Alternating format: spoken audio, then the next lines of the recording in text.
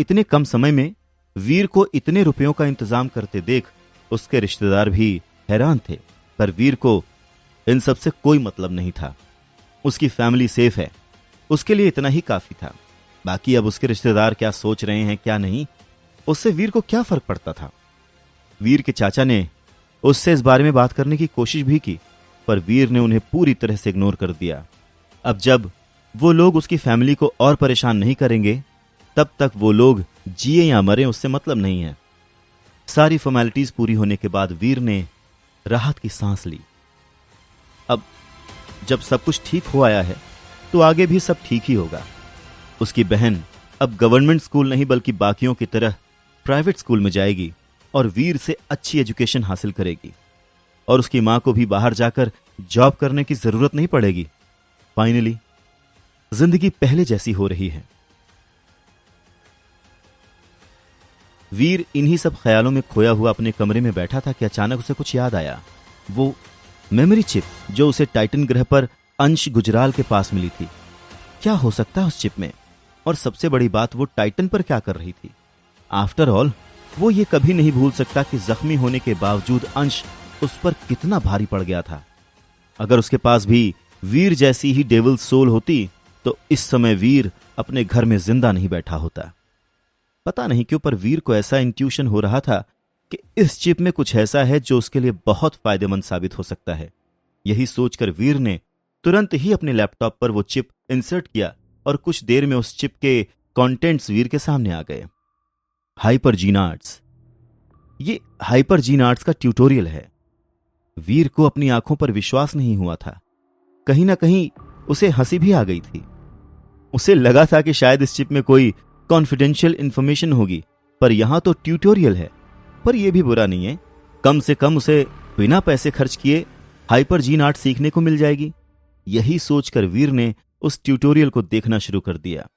Video में एक बहुत ही खूबसूरत लड़की अलग अलग तरह के मूवमेंट्स करके उसके बारे में समझा रही थी। भले ही वो लड़की बहुत ज्यादा खूबसूरत थी, पर वीर का पूरा ध्यान सिर्फ उसकी बातों पर और हाइपर जीन आर्ट पर था। एक पल के लिए भी उसके मन में कोई गलत ख्याल नहीं आया। जेड स्किन, ये तो वही आर्ट है ना जिसका इस्तेमाल उस दिन अंश गुजराल ने किया था। वीर को ऐसा लग रहा था मानो उसके हाथ खजाना लग गया हो। उसे याद है कैसे अंश के हाथों ने किसी आरी की तरह उसके भाले के 2 टुकड़े कर दिए थे। फाइनली अब वो भी वो आर्ट सीख सकता है। 48 घंटे तक कमरे में बंद रहने के बाद आखिरकार वीर ने उस वीडियो ट्यूटोरियल से सब कुछ सीख लिया और उसके बाद उसने चिप को डिस्ट्रॉय कर दिया। वो किसी भी तरह का रिस्क नहीं लेना चाहता था। अगर वो इस चिप को अपने साथ रखता और फ्यूचर में अगर ये किसी के हाथ लग जाती तो उसके लिए प्रॉब्लम क्रिएट हो सकती थी। हाइपर जीन आर्ट का ये ट्यूटोरियल देखने के बाद वीर इतना तो समझ गया था कि अंश गुजराल कोई छोटा मोटा आदमी नहीं था।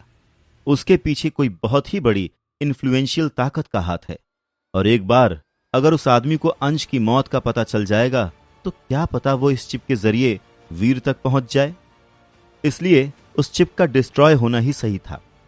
चिप को पूरी तरह से डिस्ट्रॉय करने के बाद वीर हाइपर जीन आर्ट्स की प्रैक्टिस करना शुरू कर देता है। इससे पहले उसने कई बार इस ट्यूटोरियल को खरीदने की कोशिश की थी, पर एक्सपेंसिव होने के कारण वो ऐसा कर नहीं पाया था। अब जब उसके पास इतने पैसे हो गए थे कि वो इस ट्यूटोरियल को खरीद भी सकता था, तो किस्मत ने उसे ये फ्री में दे दिया, और वो भी इतने एडवांस लेवल का। अब तो उसकी किस्मत भी उसका साथ दे रही थी। हालांकि वो ये जानता था कि जेड स्किन की प्रैक्टिस करना देव आश्रम में उसकी सच्चाई बाहर ला सकता था। वहां पर जो लो प्रोफाइल स्टेटस उसने बनाया था वो खतरे में पड़ सकता था, पर फिर भी उसने इस आर्ट की प्रैक्टिस करने की सोची। आफ्टर ऑल वो जिंदगी भर तो टाइटन ग्रह पर लो प्रोफाइल नहीं रह सकता ना कभी तो उसकी लेवल अप होगी ही। इसलिए बेहतर है कि अभी से तैयारी शुरू कर दी जाए। और वैसे भी अगर अभी उसने यह मौका गंवा दिया तो दोबारा ऐसा कोई मौका उसके हाथ नहीं आएगा। बस यही सोचकर उसने अपनी प्रैक्टिस करना जारी रखा। आगे की कहानी जानने के लिए देखें अगला एपिसोड सिर्फ पॉकेट एफएम के यूट्यूब चैनल पर, और शुरवीर के सारे एपिसोड्स को सुनने के लिए डिस्क्रिप्शन में दी लिंक से डाउनलोड करें पॉकेट एफएम ऐप।